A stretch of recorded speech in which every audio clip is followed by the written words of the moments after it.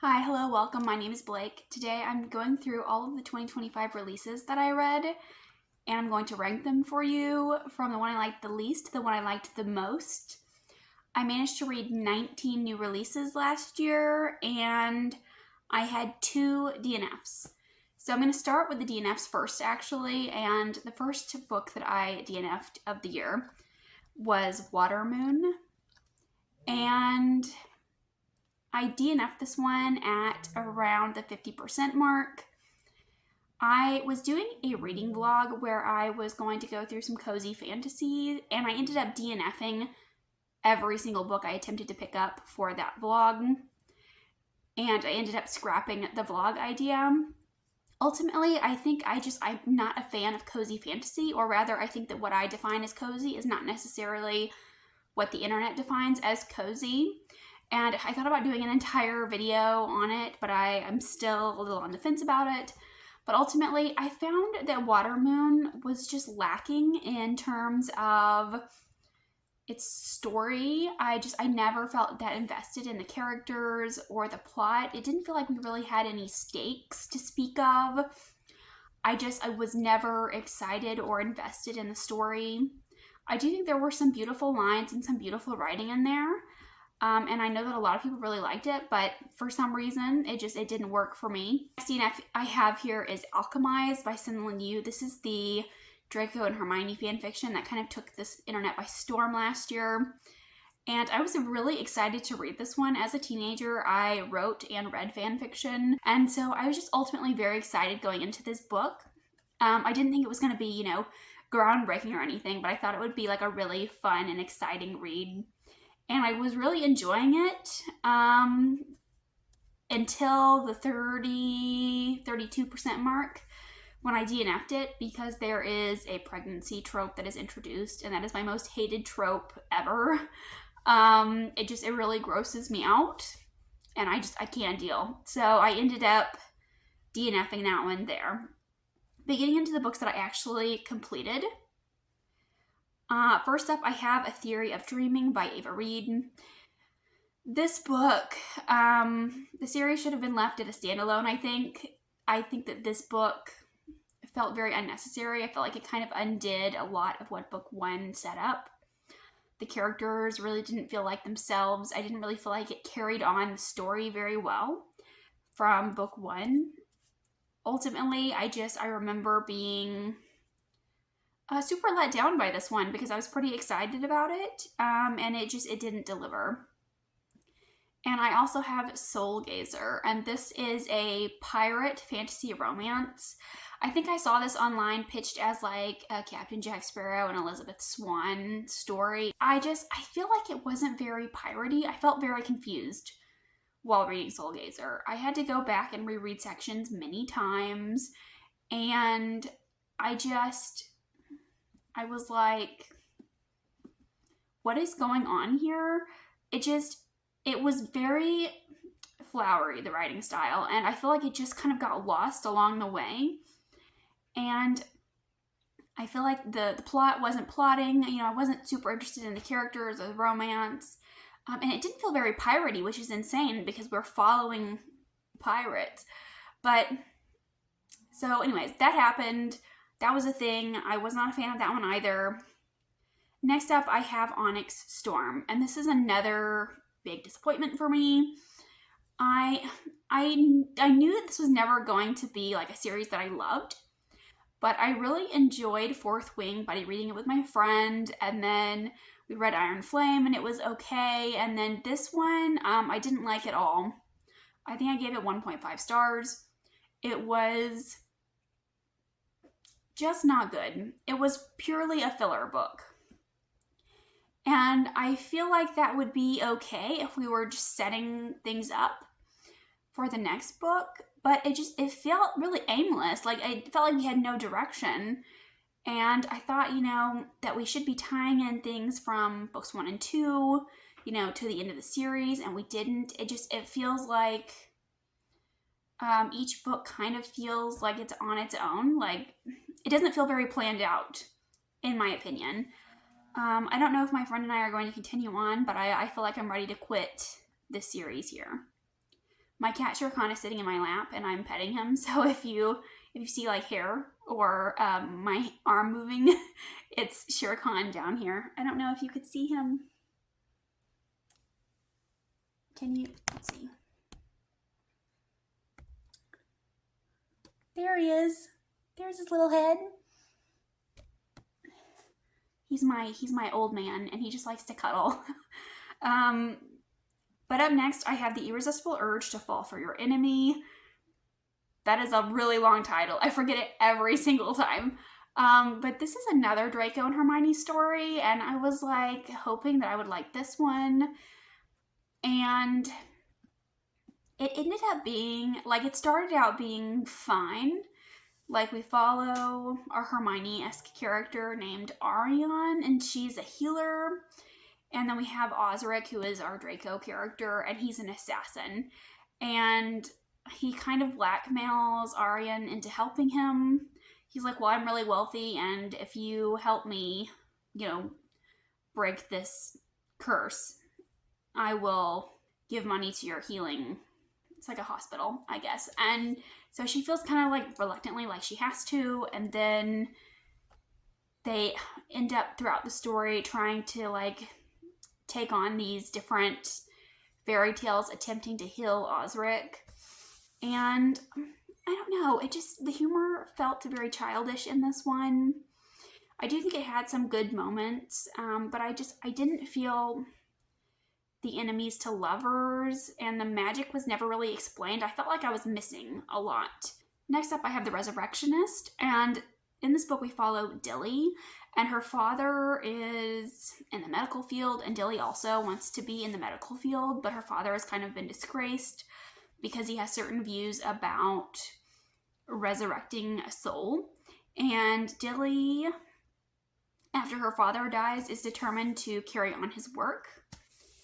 And she accidentally ends up killing her sister and attempts to resurrect her. It is a Frankenstein retelling, and I feel like the biggest problem with this book was that it revealed everything before it happens. So Dilly is kind of like reflecting back on this time in her life, and she's telling us about kind of what led to where things are now, and she gives everything away way early. So it feels like there were no surprises. It feels like there were no emotional punches because of her revealing this information so early. And I feel like the characters themselves were very surface level, but ultimately, like, I did enjoy certain aspects of it. I did like the atmosphere. We were grave robbing and, in laboratories and, reading about, resurrecting souls and things. And I did like the Victorian setting of it. It does have a gothic feel. But ultimately, I feel like it didn't strongly deliver anywhere. Night and the Moth by Rachel Gillig. I was incredibly disappointed about this one. This was one of my most anticipated reads of the year. And it was kind of a letdown. We have this woman who is a diviner, and she can see the future, and we have this boy king who comes to have his fortune told, and she tells him that his fortune is not good. And then the other sisters, the other diviners, start going missing, and our diviner 6 that we are following goes on a quest with this young boy king and the knights to figure out what happened to these other diviners.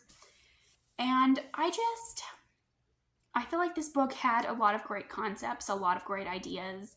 I loved the gothic atmosphere, and then I loved the descriptions. I thought those were really beautiful. But everything else, it felt like I wanted more. The writing felt very lacking. It felt way too modern in some aspects, and some of the things that they say and do. And we had scenes where it just felt like we were like going on these little side quests, but they wrapped up way too quickly, way too easily. And again, this book just felt aimless. Like, I didn't really know where we were going or what we were working towards. There was only one character that I cared about, and that was her little animal companion, the gargoyle from the cathedral. His name is Bartholomew, and that's what he calls everyone. And I loved him. But not even he could save this book for me, because I ended up being incredibly frustrated with this book, and I really didn't like how it ended. I didn't like... I feel like this book was very predictable, and our main girl felt incredibly dumb, and I was really frustrated. Next up, I have Tell Me What You Did. This is a thriller, which I just read last month. I read this for my book club. It originally didn't sound like something I was into, but in this book, we follow a woman who has a podcast, and people come on and anonymously confess to crimes. And a man comes on here, and she believes that this man murdered her mother, but I didn't really feel the stakes in this book. I guessed some of the things that happened, and then there were other things that I didn't quite guess. But also, I think there were some moments when it doesn't feel like it is urgent. This man, becomes obsessed with her, and, he's like stalking her, and he's like making hints about her mother, and, implying that he knows things about her, and she never seems that worried. Like, if someone was stalking me and I knew it, I would be incredibly worried. I would be, calling the police. I would be, incredibly paranoid. And this girl is not that paranoid about it, which is crazy. And like some of the decisions she makes, I was like, why? And it doesn't feel like she's under duress at any point. And that was something that I was really confused by. Getting into Firebird here, I gave this one 3 stars. This is an adult fantasy romance, and it does have a Roman-inspired setting. So we have ancient Rome, and there are these dragon shapeshifters that are kind of conquering these other kingdoms, and we have our main girl, and she's the descendant of Medusa, and she has been blessed with gifts from Medusa, and she is taken captive by the Romans, and then she is purchased as a slave by this dragon shapeshifter, I guess, named Julian, and he takes her to his home, and he is nice to her, so it is kind of like a slave master romance. Which I didn't know any of these things when I was going into it. I feel like when I heard about this book, it was very vague about what it was about. And I loved the cover and like the sprayed edges, and I really love a dragon book. So I feel like I went into it not knowing a whole lot, other than she's like the descendant of Medusa, and there's this Roman-inspired world. But I feel like if I had known that it was a slave master romance, I wouldn't have been inclined to pick it up. I'm also not a fan of dragon shapeshifters. I'm not really a fan of any type of shapeshifter in books. Like, I want people to be people and dragons to be dragons. And I feel like if I had known that as well, I wouldn't have picked it up. But I ended up feeling like this book was okay. It was enjoyable. I ended up giving it 3 stars. I feel like I kept forgetting that our main character was a slave. Because she wasn't treated as one, and our main character also keeps forgetting that she is a slave. And like, he was very kind to her, for the most part, so it didn't feel that way to me. So I did end up enjoying like the politics and the setting of this book, and I wish that we would have leaned a little more heavily into that. But I wasn't as much of a fan of the romance. I feel like it was pretty insta-lovey, and like I wanted more of that slow burn. And like I said, I'm not a fan of the dragon shifter aspect. I feel like this book was fine. I'm not going to continue on with the series though. This one and done was okay for me. Next up, I have The Bewitching by Sylvia Moreno Garcia, and I gave this one 3.5 stars. And in this book, we follow 3 different generations of women. and how they are haunted. Excuse me, Bronwyn.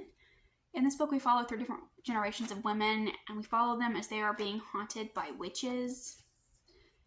And we follow one woman who is currently, I feel like she's in the 80s, and she's like working on a college paper.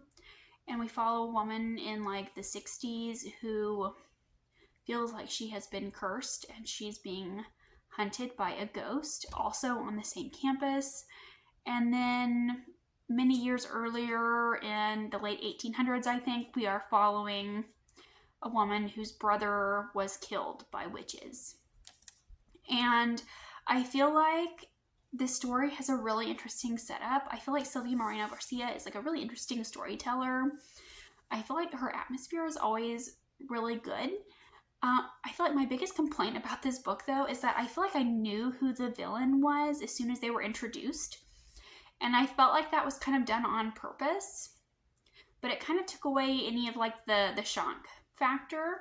We were just kind of like reading, and I was waiting for like the reveals. And I feel like they lasted a little too long.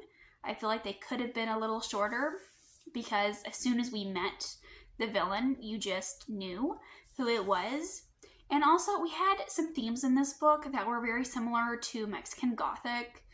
We talked about, pure families, and there's kind of a theme of incestuous relationships in this book as well. And I feel like we already covered that in Mexican Gothic, so I'm surprised that it like reappeared. But someone online told me that this is really common, that it was like really common for this time period and for this area to have this mindset. So maybe it is a cultural thing, or maybe it's due to its time period. I'm not exactly sure, so maybe that's why the author keeps revisiting it. But I ended up loving Mexican Gothic a lot more, and while I did enjoy this one, like I said, I do feel like it wasn't quite as good, and I feel like I just couldn't help but to compare it to Mexican Gothic because there were some similar themes, and I do feel like the atmosphere in some regards was a little similar. I feel like we didn't get enough of the actual witchiness, and I wanted more. And now getting into my 4-star reads, here I have Hemlock and Silver by T. Kingfisher. This is a Snow White reimagining, except we follow the perspective of a healer. And the king comes to her after his wife and one of his daughters has been murdered. And his other daughter is very sick, and he believes that she's being poisoned. And he hires this healer, Anya, to come to his kingdom and figure out what's wrong with his daughter. And that's how this setup for the story goes. And she discovers that there is a lot more going on here than she initially thought. And I did enjoy this one. I definitely don't think it's as strong as some of T. Kingfisher's other works. But it does have her trademark quirky characters. We are following an older protagonist. And I really enjoy T. Kingfisher's fairy tale retelling. I did like the way that this mystery kind of unraveled and the direction that it went in. And I had a good time with it. And there was also a talking cat, which I dearly loved in this book. Raven Scholar by Antonia Hodgson. This is a surprising one. So when this book first came out, I was so convinced it was going to be a 5-star read for me. I was very sure that I was going to love this book to pieces. And then I started seeing some more negative reviews come out. And there are some people that I really like and really trust who didn't like this book, and they kind of picked it apart. So I feel like I had to readjust my expectations going into this book, and I was worried that I was going to hate it. But I ended up really enjoying it, but I definitely have a lot of complaints and nitpicks about it. But I ended up giving it 4 stars because I did have a good time reading it, but also I feel like there's a lot that doesn't make sense here. So I love the setting and the world, and I love how people are broken up into these different classes of animals based on their personality. And I thought it was going to go deeper into the aspect of class and how, separating people into groups isn't a good idea, you know, because nobody fits into a singular box. But we didn't really go into that. But I also liked the tournament aspect of this, even though I feel like the tournament wasn't very good. Like, it wasn't fleshed out enough. And at the end, the final task of the tournament kind of makes everything irrelevant, which kind of annoyed me. But also I liked the intrigue of it all, you know, trying to figure out who's trustworthy and who's not. But then we have like the reveal at the end where I feel like somebody should have figured it out much earlier on. Like, it seems crazy that nobody figured out who the villain was.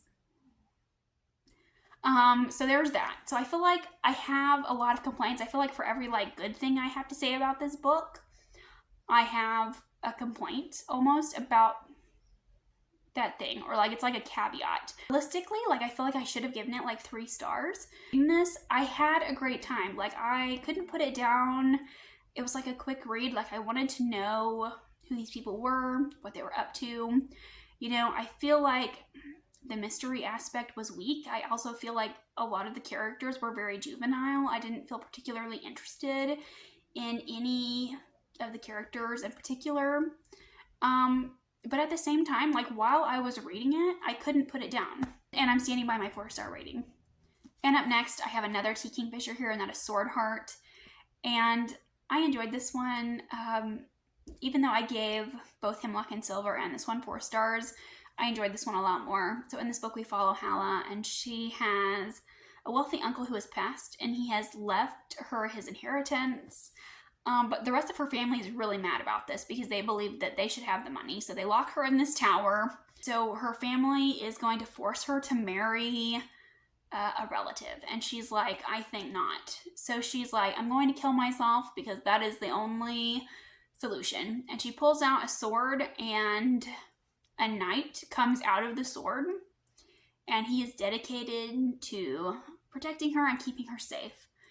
And until which time that he is released from his contract. And she's like, well, I need to get out of here, and I need to settle this with my uncle's estate. I need to make sure that my family can't get this. So they bust down here and they go on a quest, and it was a great time. I love the idea of a man, or rather a knight, being trapped in a sword. I love that concept. I love that idea. And again, this does feel like a modern fairy tale. And of course, I just love these characters. And the side characters were really weird and quirky. And it has T. Kingfisher's trademark humor in it. I found this book to be delightful. Up next, I have To Clutch a Razor by Veronica Roth. I really enjoyed this one. I loved When Among Crows. I loved this one as well. They are both self-contained, so you can read them knowing that there is no cliffhanger, which I love. And it does have Polish mythology, which I really enjoy. And we follow these characters that I also really like. It takes place in modern day Chicago, which is really interesting. And in book 2, we learn a lot more about this world and kind of the magic of this world.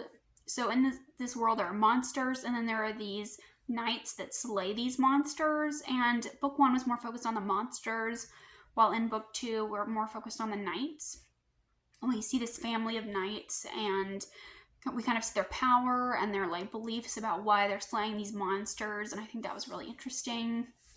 And I really like the themes in this duology. We have these, themes of, what actually makes a monster. And we talk a lot about, duty and honoring your family. And it talks about like familial legacies. And I really love those aspects. I wish that these books were longer. I wish that they were full-length books because I feel like there is so much here. There is so much in this world. And I want more. I want 12 more of these novellas, please, Veronica, if you ever see this. I love these. Next up, I have A Drop of Corruption by Robert Jackson Bennett. And this book was even better than book 1 in my opinion. I liked A Tainted Cup, but this book really upped the ante, I think. We learn more about the world and the characters. I think I enjoyed the mystery in this one more than the mystery in book 1. Like, I feel like in book 1 we're doing a lot of setup for the world, and I feel like in book 2 we've kind of got our footing already, so we didn't have to spend as long getting to know the world or getting to understand like the rules of the world, and we could focus more on the characters and the mystery. And I do feel like this book did this excellently, and I was really interested in knowing more about Anna and Din in book 1, and I think this book delivered on that. And up next I have Emily Wilde's Compendium of Lost Tales, and I gave this one 4 stars. This is the 3rd book in her Emily Wilde series. We follow a professor who studies fairies, and she is going on these various quests, and writing things for her books and her research papers, and she's trying to learn more about the Fae. And I love our Professor Emily. She is a bit of a grouch, and I loved the setting in these. I loved the Fae aspect, and the Faes and the actual fairies in this world are like trickster Fae, which I do enjoy. And it feels very atmospheric. The Fae have like certain rules and expectations they have to follow. And of course, we have Emily's coworker, Bamblebee. He's another professor, and he's very much the opposite of Emily, and he is always coming on these quests. Annoying Emily, but also attempting to woo her. And I do enjoy their relationship and their dynamic. And she also has her lovable dog Shadow that she brings along with her on these quests.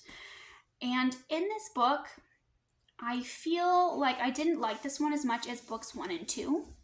I gave both books 1 and 2 5 stars. I thought this one would be a 5 stars as well, but I didn't love it as much as those two. I feel like this one didn't have as much as far as the academia aspect. I think that books 1 and 2 lean more heavily into the academia aspect, and there was a character that she was separated from in book 3 for a lot of the time, for at least half of the book, and I feel like the story wasn't as strong without that character's presence. And I do feel like the story wrapped up maybe a little too quickly, a little too easily. And I kind of had a hard time believing how easily the villain was caught. Getting into my last 3 books I want to talk about here, all of these were 5-star reads, and the first one up is Rebel Witch by Kristen Cicerelli. This is the sequel to Heartless Hunter. This is a witch hunter romance, and this book was just fun. It was definitely not perfect by any means. It was very predictable. I feel like it was very fan servicey in a lot of ways. And it was very like melodramatic and over the top. But like I had a grand time reading it. I read it in one sitting, same as book 1. I was having a rough day at work, or it was like a rough week, and I picked this book up and it cured me. It healed me, and it was just everything that I wanted it to be. And we're doing like the will they, won't they, and it's very cheesy in some aspects, and like it's very tropey and very predictable, but I didn't mind. I had a grand time. I love the way that it was all wrapped up, and I feel like if I thought about it too hard, I probably wouldn't have enjoyed it too much. But like I feel like it was like a fun popcorn read, and that was exactly what I wanted it to be when I picked it up. And up next, my next 5-star read is The Second Death of Locke. And this is the first book in the series about a lady knight, and she is dedicated to protecting her mage, and his name is Kier. And they were childhood friends, and they have grown up together, and they're now in the army together, and they fight side by side. And Kier is a very powerful mage, and he draws magic from Gray, our main girl's inner well, and that is how he gathers magic from her internal strength. And she is dedicated to protecting him and serving him. But then they have to go on a quest where they return the child of a lost kingdom. And they get more than they bargained for, and they get involved in the politics of this kingdom. And it really makes them question who they are and what they want. And I really enjoyed this book. It is a fantasy romance. And it tells us, like, early on that Gray has a thing for Kier. And I think that we know early on that this is supposed to be like a romance situation between them. But I feel like if you're only going in for the romance, I don't know that you'll enjoy this one. Because we get more into the politics and the world building as the story progresses. Like, I feel like the romance kind of falls off towards the latter half of this book. And it focuses more on these other issues. So if you're just in it for the romance, I don't know that you'll be super pleased with this one. But if you do like knights and a gothic atmosphere, if you like a medieval setting, if you like lost kingdoms, and you're into the politics of this lost kingdom, I do think that you'll be interested in this. And lastly here, I have The Other Rare Post by Emily J. Taylor. We follow a young woman who has been kind of in hiding her whole life because her father was a powerful magician who destroyed an entire world. And she has been living in hiding ever since. He was a powerful scriptomancer, meaning that he could write these magical letters that hold great power. And she one day gets a note saying that her father was innocent. So she goes and enrolls to be a scriptomancer at this academy where her father gained his power. And she's trying to gain this power to be a magical courier of letters as well. And someone is now trying to kill her because she's getting too close to the truth. And I really enjoyed this. I love the idea of magical letters. I love the idea of magical writing. That aspect did remind me of the magical letters in Divine Rivals. And this is very much like a YA fantasy. It does have a lot of typical YA tropes.